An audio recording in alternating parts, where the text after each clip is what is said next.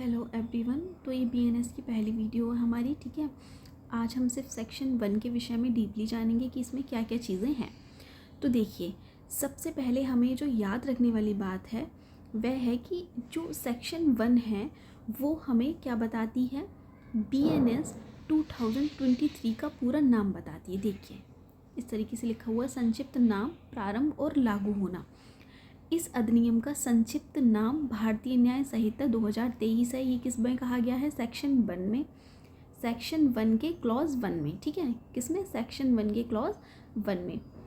पहली बात हमें ये याद रखनी है। दूसरा, जो सेक्शन 1 का क्लॉज 2 है उसमें लिखा हुआ है कि यह उस तारीख को प्रवर्त होगा जो केंद्रीय सरकार राजपत्र में अधिसूचना द्वारा नियत करे, और इस संहिता के भिन्न भिन्न उपबंधों के लिए भिन्न भिन्न तारीखें नियत की जा सकेंगी। देखिए, सबसे ज़रूरी बात जो यहाँ पर है वो हमें ये याद रखनी है, बीएनएस सेक्शन 1 की क्लॉज 2 में प्रवर्तन की तिथि, किसकी? प्रवर्तन की तिथि। यहाँ पे मैं लिख देती हूँ प्रवर्तन की तिथि, ठीक है। ये रहेगी आपकी 1 जुलाई 2024, ठीक है। बस इतना इस सेक्शन 1 के क्लॉज 2 के लिए याद रखना है आपको। तीसरा जो क्लॉज है सेक्शन 1 का, थर्ड क्लॉज बोलता है कि प्रत्येक व्यक्ति इस संहिता के उपबंधों के प्रतिकूल प्रत्येक कार्य या लोप के लिए जिसका वह भारत के भीतर दोषी होगी इस संहिता के अधीन दंडनीय होगा।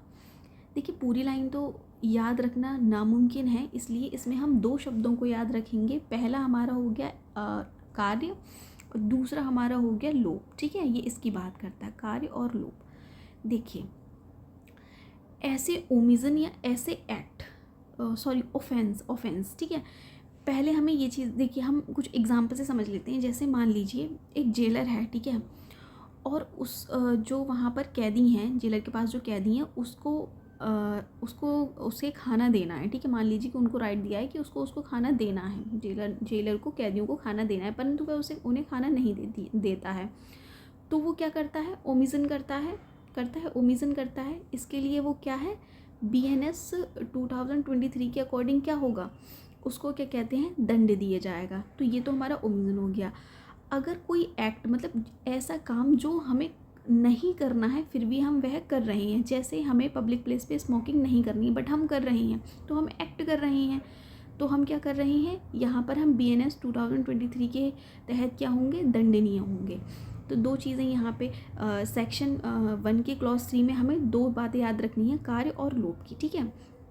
अब है सेक्शन 1 का क्लॉज 4। तो ये क्या कह रहा है कि भारत से परे किए गए किसी अपराध के लिए जो कोई व्यक्ति भारत में तत्समय प्रवर्त किसी विधि द्वारा विचरण के लिए दायी है, भारत से परे किए गए किसी कार्य के लिए इसे संहिता के उपबंधों के अनुसार ऐसा बरता जाएगा मानो वह कार्य भारत के भीतर किया गया। देखिए, बीएनएस सेक्शन 1 का क्लॉज 4 आपसे ये कह रहा है कि जो काम आप इंडिया में करते हैं, ठीक है, और उसके लिए बीएनएस 2023 के लिए आप क्या है, वह कार्य दंडनीय है, ठीक है। अगर वही कार्य आप भारत से बाहर करेंगे तब भी क्या होगा, तब भी आप भारतीय न्याय संहिता 2023 के अकॉर्डिंग क्या है, दंडनीय होंगे, चाहे वह आप जो है कार्य भारत के अंदर कर रहे हो चाहे आप भारत के बाहर कर रहे हो, ठीक है।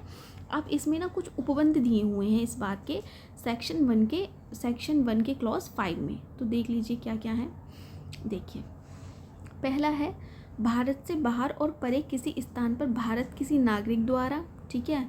दूसरा है भारत में रजिस्ट्रीकृत किसी पोत या वायुयान पर, चाहे वह कहीं भी हो, किसी भी व्यक्ति द्वारा। देखिए, कोई भी व्यक्ति है लेकिन वो क्या कर रहा है, एक ऐसा वायुयान या ऐसा पोत जो भारत में रजिस्टर है, ठीक है। तो अगर वहाँ पर भी अगर कोई ऐसा कार्य किया जा रहा है जो भारतीय न्याय संहिता 2023 के अंतर्गत दंडनीय है, तो इस चीज़ में भी यह चीज़ एप्लीकेबल होगी, ठीक है। तीसरा है भारत में अव्यवस्थित किसी कंप्यूटर संसाधन को लक्ष्य बनाकर भारत से बाहर और परे किसी स्थान पर किसी व्यक्ति द्वारा, ठीक है। अगर कोई भारत में अवस्थित कोई कंप्यूटर है और उसको लक्ष्य बनाकर अगर उससे आप कोई एक्ट कर रहे हो जो कि दंडनीय है, तो उसमें ये भी इंक्लूड होगा। अब देखिए इस चीज़ का स्पष्टीकरण इन्होंने दे रखा है, इसको पढ़ लेते हैं। देखिए स्पष्टीकरण, इस धारा में अपराध शब्द के अंतर्गत भारत से बाहर किया गया ऐसा प्रति एक कार्य आता है जो यदि भारत में किया गया हो तो इस संहिता के अधीन दंडनीय होगा। देखिए जैसे भारत में आपने कोई काम करा तो भारतीय न्याय संहिता के अधीन क्या है, वो दंडनीय है। अगर वही कार्य आप भारत से बाहर करोगे तो भी वह कार्य क्या है, भारतीय न्याय संहिता उस पर लागू होगी। ठीक है, बस इतना सा याद रखना है।